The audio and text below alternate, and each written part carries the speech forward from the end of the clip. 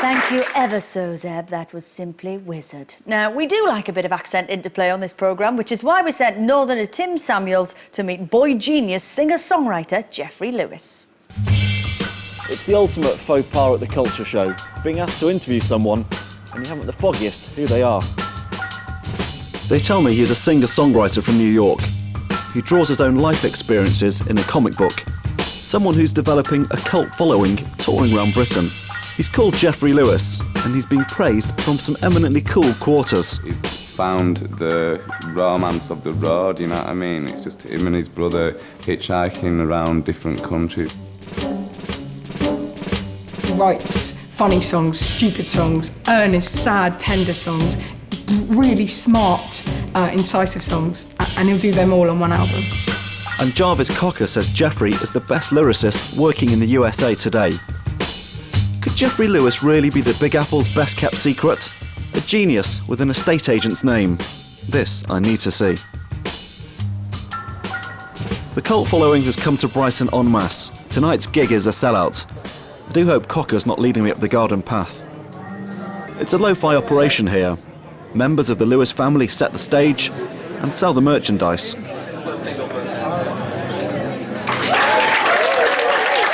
This is a short film I made called Floating Away, Part 1. It's got a sequel, but you don't have to worry about that right now. There was a landlord who bought a little bulldog, and when the landlord was bored, he took the dog for a walk. Oh no, what's with the nasal poetry?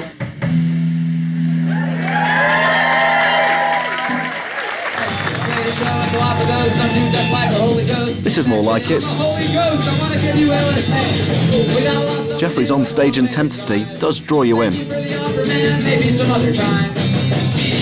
Jeffery's kind of uncool but cool. Oh, I really don't like that kind of attitude because it just kind of undermines him. Like, people get into him because he's twee and kitsch and like he's so uncool and he's a bit ugly and he's not a typical rock star. But really, he just writes sweet songs and you can like him just for that. You know. I'm going to go at you. Well, you just called him ugly. I mean, I just said he was a little bit cool. Have you got a crush on Jeffery? Yes, of course. Yes. You both do? Oh, yeah. Well, the thing is, the first time we met him, we were just talking to him in the crowd, and he was like, oh, yeah, sorry, I'm Jeffery Lewis, I've got to go on stage now. Then he got on stage, and we licked his guitar. My gal's got a headache, her ankle is hurting too. The boots she bought gave her a rash, and her wisdom tooth is coming in. And it's damp out, and she... Stream after stream of neurotic consciousness just keeps on flowing. I said, don't be upset, I know you're feeling sensitive. I'll try to be kinder and be more attentive. Please don't be upset, my darling, please don't get upset. I feel like I've been through some sort of group therapy and everyone's sort of come out and slightly uplifted by the whole thing. It's the cheapest therapy around if it is. It's £8, it's alright, isn't it? I love that. Yeah, no, I normally have to pay a lot more than that.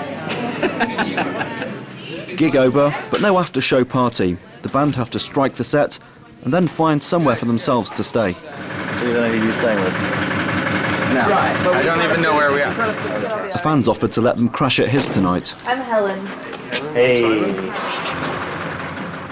So they have kebabs, they have burgers, they have chips. All right. The rest of the band head out to forage at Brighton's takeaways. Have you seen some nice floors over the years? Well, yeah, we've seen some beautiful, incredible floors over the years. We just ask the audience if anybody has room for us on their floor. That usually works. There's an impressive level of neurosis in the lyrics, which I loved, adored. I mean, you have the whole sort of thing about worrying about getting cancer, not having insurance to cover that. In America, you just assume that if you get sick, you're just going to die and be left in the gutter. I mean, the U.S. spends all its money on bombs and destroying people, so there's nothing really left for healthcare or education or any of those things. So at least there's enough left for a curry. That love of all things British infuses his latest album, cover versions of 80s anarchic punk group Crass. 1, 2, 3, 4, yeah! Crass has obviously been described as some kind of aggressive, anarchist, extremist maniacs, but they're really quite logical and convincing. Crass really presents just this uncompromising view, whether that's considered anarcho-pacifist or whatever names you want to put on it. Before them, I don't think there was any band that pressed their own records, did their own distribution, booked their own tours. You know, just sort of everything from the ground up was completely And that's the kind of DIY. ethos that you do with your getting people to give you lifts here and crashing there and selling your own records. They spearheaded that whole bands can do it themselves thing. Life and art come together in Jeffrey's world. Everything that happens to him on the road ends up serialised in his comic books. You know, looking for ways to combine the music and the art stuff has been good, because I'm able to sell a lot of my comic books at my shows a lot more than I would if I wasn't playing shows. So it's real sort of DIY rock and roll where you perform, then you go around and you sell your CDs and you sell your comics and your T-shirts. You know, it just goes back to the days of being a wandering minstrel and just running around from town to town doing what you do. While we're in this more intimate environment, I should show you what some of these low-budget videos really look like without being projected. This is a low-budget documentary. I've got a bunch of different documentary films. This is the history of writing. Is it right to have the right to write? In prehistory, they didn't. How'd we go from walls and caves to Egyptian graves to print and beyond print? 8,000 years back, we first started keeping track. There's definitely something to Jeffrey Lewis. Cocker's not wrong. Rhyming handmade things made with crayons, but who knows, anything can happen. So that's the history of writing.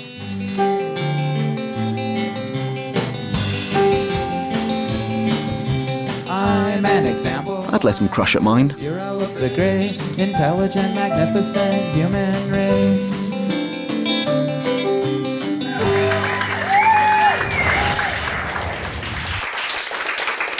There's no shame in changing your mind, Tim. Time for another polymath now. Mark Kermode went to meet artist-turned-director Julian Schnabel, recently Oscar...